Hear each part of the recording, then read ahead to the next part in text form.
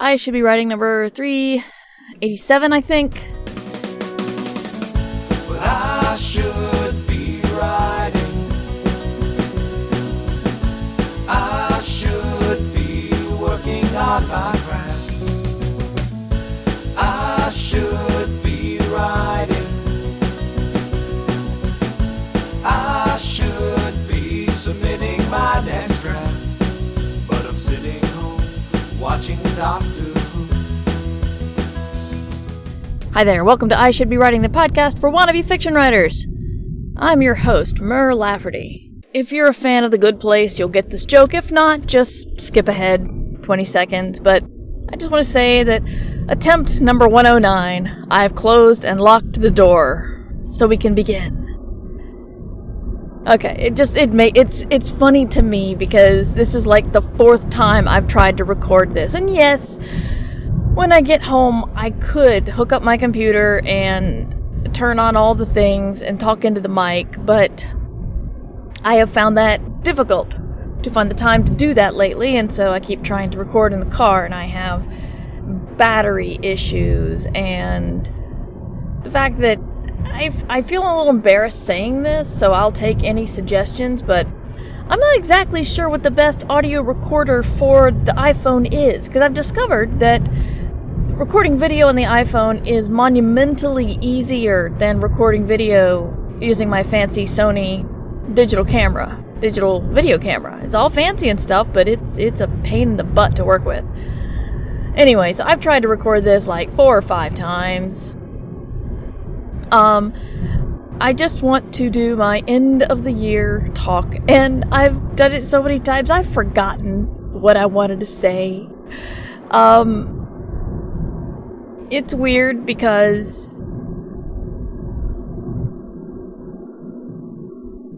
I think I talked about this on Ditch Diggers. This is the problem of doing lots of shows for so many years. I kind of forget where I was going, where I've said what. But I kind of grew up in 2017, and I realized it's because of the political climate. Because I remember when I lost the Campbell, like in 2013, I think, I was devastated. I was so depressed I couldn't even go to the losers' party. And the losers' party is for the losers. But I was broken up. And then so when I was nominated for the Hugo last year for Ditch Diggers, I was worried that if I lost, I would have the same emotional reaction. But I didn't. I had a movie option possibility that was really exciting, and that fell through. I had a book opportunity that was potentially really exciting, and that fell through. And you know what? I'm okay. And I realize it's because the political climate is so bad that all of these little things that happen in your career, they're minor. And I'm not saying I've had a crappy career and I just don't care anymore. I had a great year. 6 Weeks came out in January and earned out in the first 6 months. I Should Be Writing came out in August. And I haven't heard sales figures on that, but I know that people really like it. I haven't heard anything. Somebody said I was actually a little too mean in it, but she appreciated the tough love. I did not. I thought I Should Be Writing was all about the opposite of tough love, but I do like to point out some of the starry-eyed dreams that people have are a little misplaced. I speak usually of the dream of the 6-figure advance that people believe is the quit your day job golden ticket, and I explain why it's not. It's covered in my book, I Should Be Writing, if you'd like to see more. It was a good year. I'm still working on Book Burners, which is good. I got to work on Star Wars. I got one short story out in December of last year and a short story From a Certain Point of View from this year. And those were amazing. I got another contract for something I can't talk about yet, but I can't wait till I can talk about it. So yeah, it was a good year, but the little disappointments did not disappoint me. I mean, if I think about the worst thing that happened at the Hugos, it was the hangover the day after. I mean, man, I hung out with Daveed Diggs. How can I say that anything about this year was bad, personally? But yeah, I'm good. I'm healthy. My family's good. My family's healthy. We're happy.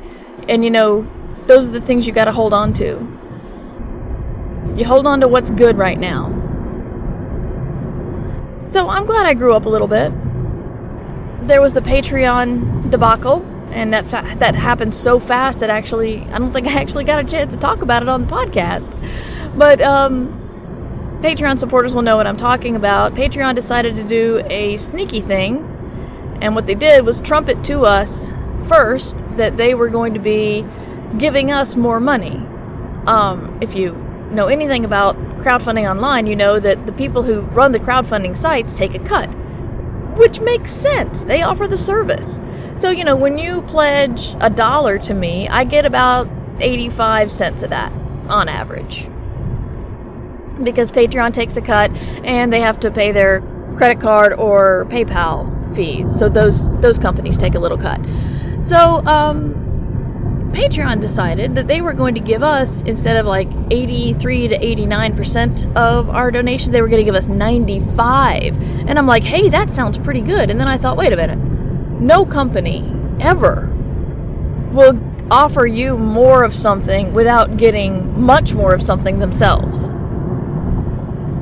And I was right. The more I looked into it, I saw that they were going to be raising the fees, but they were going to be passing those that onto you guys, not us. So we would be getting more money and you'd be paying more. If you were going to be pledging $1, you would end up paying $1.30. And some people are just like 30 cents. What? Who cares? Well, a lot of people, try to put a lot of money into a little bit of money into a lot of creators. I know when somebody throws me $1, they're not just, doing great, flush with cash, and just decide to toss $1 to one author. I know they're probably giving $1 to a lot of authors. And believe me, those dollars add up on my end. I was looking at all the $1 and $2 pledges I had. That was a lot. And Patreon was saying, we're going to not only charge you more per pledge, but we're going to charge you per person. So, in essence, if you pledge $1 to 10 people, you wouldn't be paying $10, you'd be paying $13, and that's when it added up. What's 30 cents? Sure, that's nothing. But 30 cents times 10, over and over again, that adds up. So people were rightly angry, and Patreon, first they tried to double down and say no, it's really good for creators and your patrons, you don't want the ones who drop out, and it'll all even out, and it'll be cool, and alright, we suck, we'll roll it back, we're sorry. And so they just pulled it all back, which is good.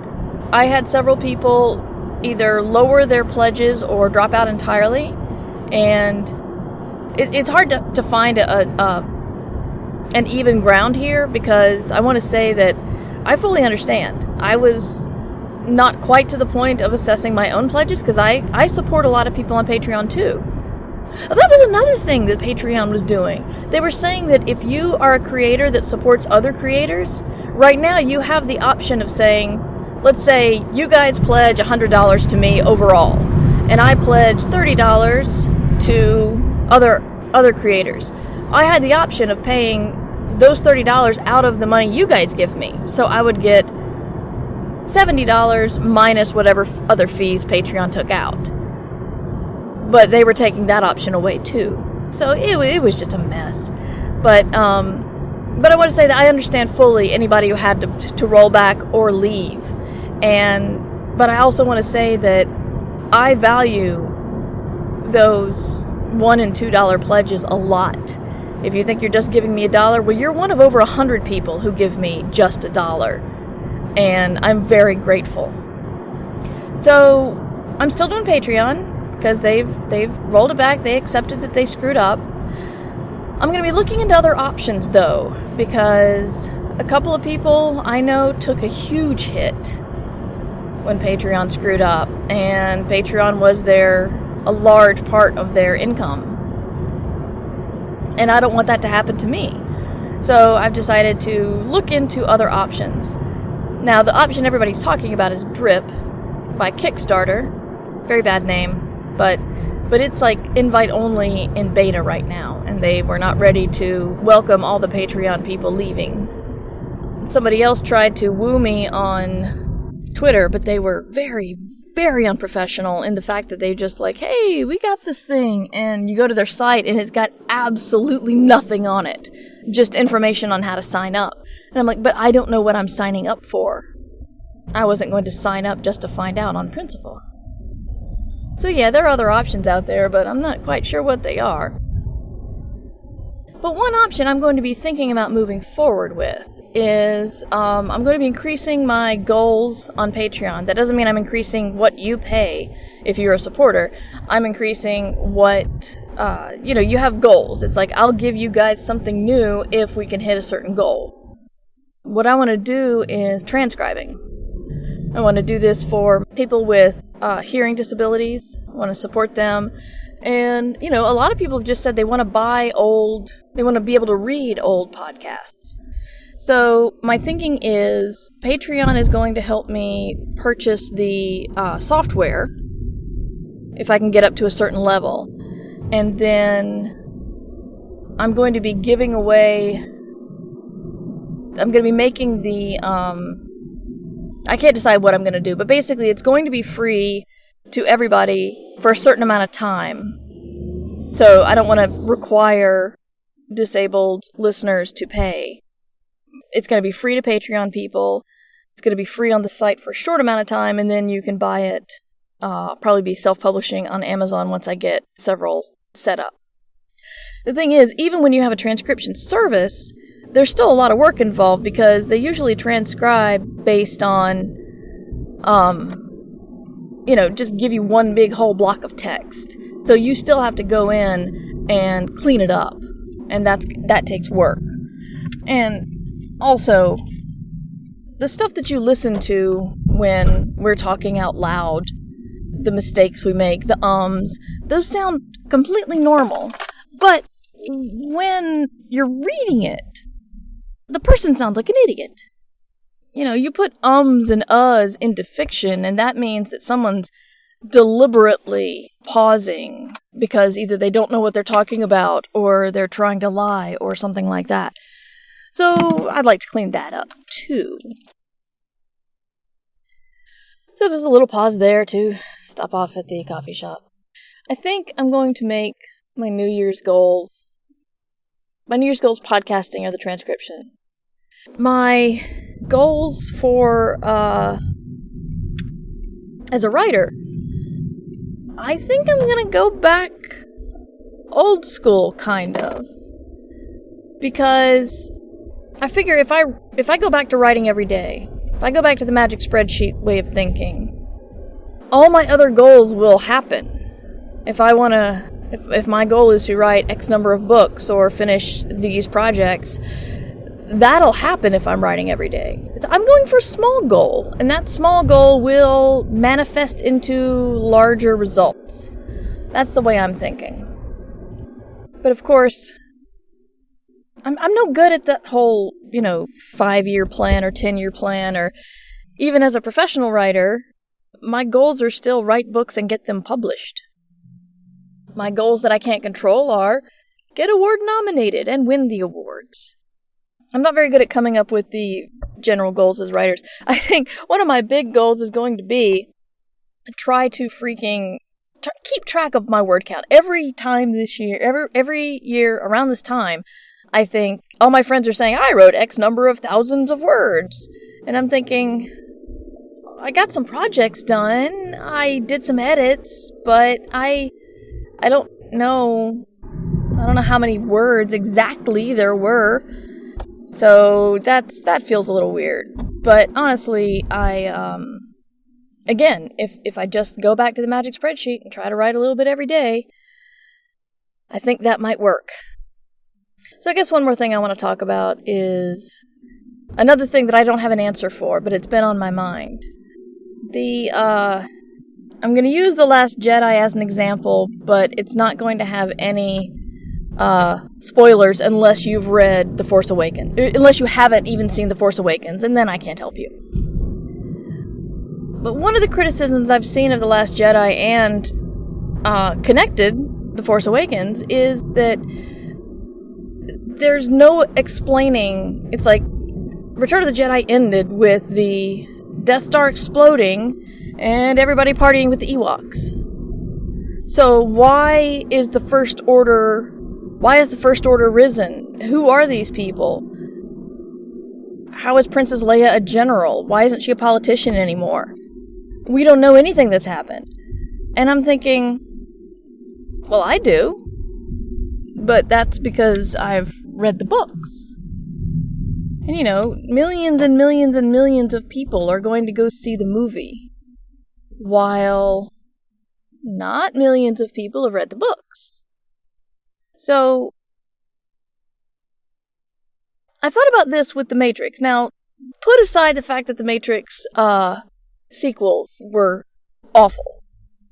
They still put a great deal of work into making sort of bridging narratives.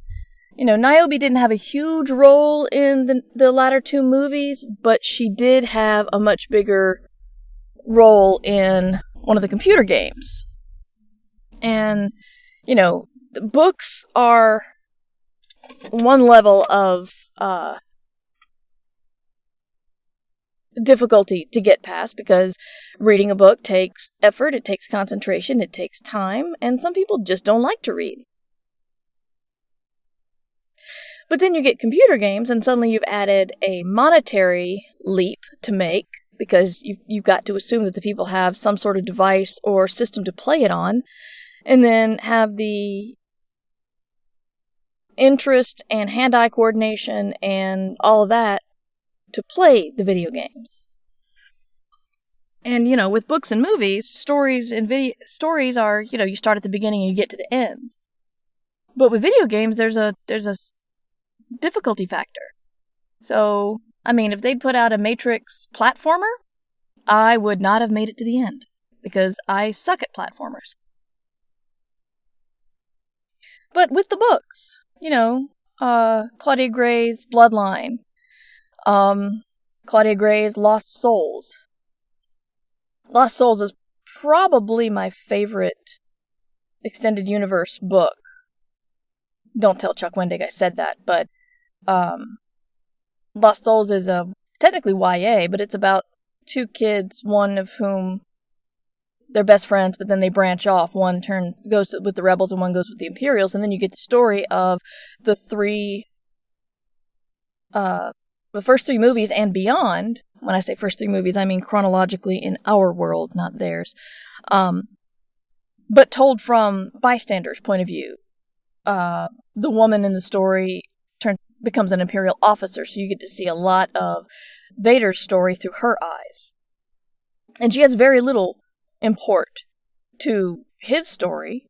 She's actually the one who rescues him after his TIE fighter gets shot off into the distance after Star Wars. But also, that story tells about how that huge Star Destroyer has crashed on Jakku. So, Claudia Gray's Bloodline talks about Princess Leia's political rise and fall.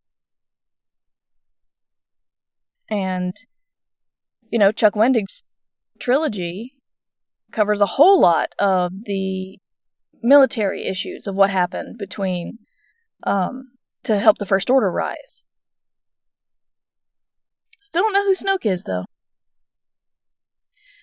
But I'm just saying the stories are there, the answers are there, but should we expect people to have done the extra work? I mean, it takes 2.5 hours to see a movie, but to read all the books I just said, that's just 5. There are many more out there. I mean, God, the Phasma book by Delilah Dawson, Phasma's in, like, a handful of scenes in the first 2 movies, but she's interesting enough to where we wonder what it is about her. And Delilah's book is amazing. Phasma is an amazing character. Very interesting. I don't know the solution. Maybe the solution is to make movies out of all those books, but considering Star Wars movies take years and years to make, and multi-millions of dollars, while books take, alternatively, movies take a lot longer for a short amount of entertainment, while books take relatively short amount of time to create for many hours of entertainment.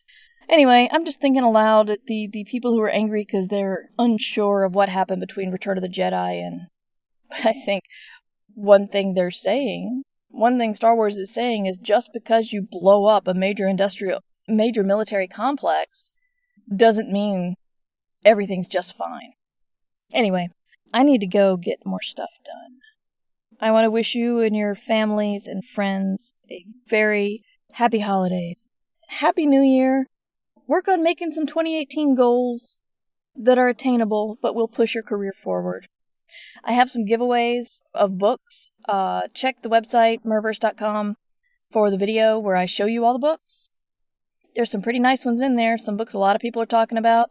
There's Neil Gaiman's Neverwhere, the new illustrated version, the author's preferred text, which I really want to hold on to for myself, but I'm not gonna, because I have enough books, and I've read Neverwhere many times, and I think it should be somebody else's pride and joy.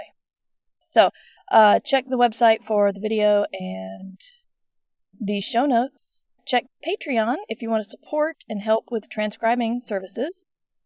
And have a happy and healthy new year. Because in 2018, you should be writing. Remember, you can support the show at patreon.com/MightyMur. I should be writing theme music provided by John Anelio. You can find more about him at johnanelio.com. This podcast is distributed under a Creative Commons Attribution Share-alike license.